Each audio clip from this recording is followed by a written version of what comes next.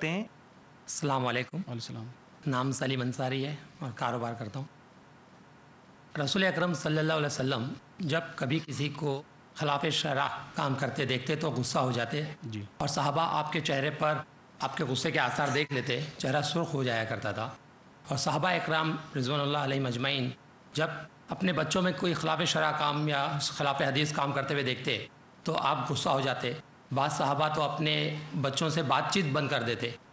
आज जैसा कि कुरान की आयत है, क़ू अनफुसकुम व अहलिकुम नारा, अपने अहलो अयाल अपने घर वालों को जहन्नुम की आग से बचाओ। जी। आज हम घर में जब बच्चों को या बीवी को खिलाफ शरअ काम करते हुए देखते हैं या हदीस के ख़िलाफ़ अमल करते हुए हम समझाते हैं, उसके बावजूद वो नहीं मानते तो हम गुस्सा करते हैं।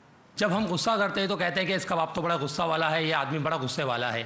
तो ऐसी सूरत में जैसा कि आपने कहा कि गुस्सा शैतान के हरबों में से एक हरबा है, तो ऐसी सूरत में हम गुस्सा करें ना करें, क्या इजहार करें? भाई ने सवाल किया कि कभी कभी ऐसा भी होता है कि जब घर वाले ना माने तो हम गुस्सा करते हैं। मैंने अपनी तकरीर के दौरान ये कहा, गुस्से में बेकाबू हो जाना वो गलत है, गुस्से में बेकाबू हो जाना वो गलत है, और वो भी नाजायज़ काम में बेकाबू हो जाना वो गलत है। जायज़ काम में आदमी क्या कर सकता है, गुस्सा कर सकता है, लेकिन इसका मतलब ये नहीं कि वो ज़बरदस्ती करे। जितनी हमारे अंदर ताकत है हम उसको हिकमत के साथ समझाएं। जैसा कि सही मुस्लिम की हदीस कि जब तुम बुराई को देखो तो आदमी को चाहिए कि हाथ से रोक दे या फिर ज़बान से कहे या फिर दिल में बुरा जाने।